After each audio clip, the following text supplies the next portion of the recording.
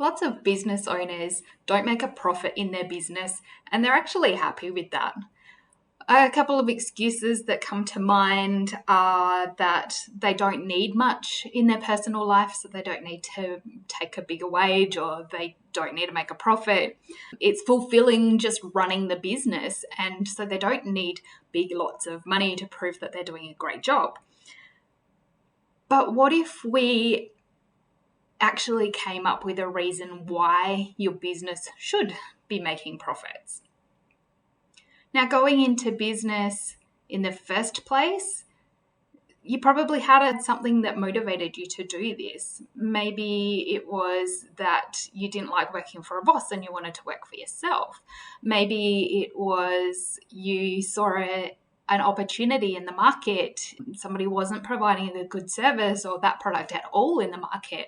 You deserve to be paid for those things, the innovations and the experience that you've brought to running this business. So what I'm going to do is run through this worksheet with you, the business and personal goals worksheet that's ready for you to download. And what we're going to do is just think about what you would do if personally you as the business owner had more money. What would you actually do with it? Would you take more holidays? Or would you actually just take a holiday? Because I know business owners don't take a lot of holidays. Would you pay off your home loan more quickly? Would it be a new toys or a boat or a car or a caravan or something that will help you live a better fulfilled life? What if you had a 5-year plan to sell your business and then retire? So what do you think your business needs to be more profitable so that you can find a more attractive buyer? Absolutely. So what we want to do is line up those personal goals with the business goals to make it make sense. So think big. In the worksheet, once you've downloaded and printed it, or even just have it open on your screen, think big. Have a write down. What would you do with more money if you had more money? Now write everything down, regardless of how silly it looks or it feels. If it's popped into your head, write it down. Pause the video if you have to, because it can take a while sometimes. Once you've written that whole big list down, and it's an exhaustive list, you might pop up with some more things over the next couple of weeks, but once you've got something on your list, pick just one thing that you would do first if you got a windfall of money.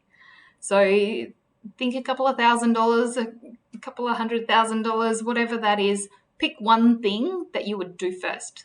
And how much is that? What would that one thing be? How much do you need? And when would you like it? So what time frame do you want to have this? I'm going to call this your focus, your personal focus. We focus on one thing to make it more important, and what's important is done. Now, this one thing with a price and a time frame. In my personal Money Matters classes, we talk about checkpoints and breaking them down into really small, manageable checkpoints. So I want you to do the same thing. If we have to carve this thing that you're going to buy or have into a month or a quarter or a year, what would that be?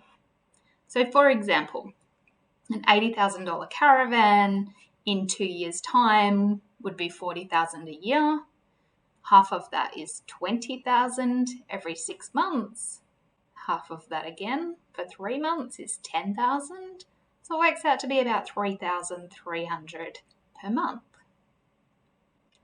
From here, we've now got a goal, being the caravan, $80,000, which is $3,333 every single month.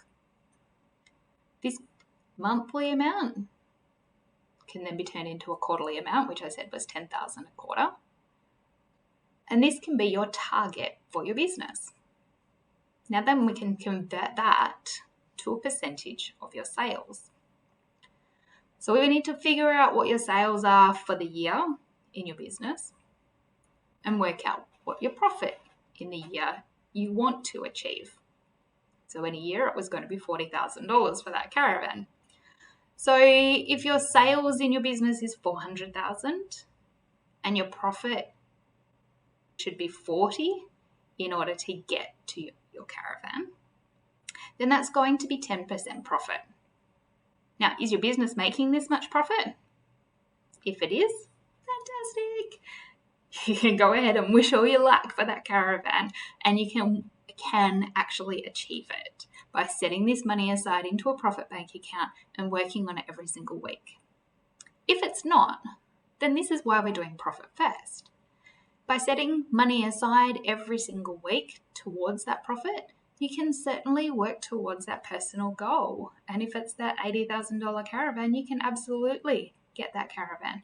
Maybe not in 2 years if you're not making 10% profit yet, but it will happen. You probably don't want to start with 10% if 10% is not what your business is currently achieving. So you can certainly start with 1% every single quarter, build up and maybe double it for the first couple of quarters until you get to a point where you can manageably make that money for yourself.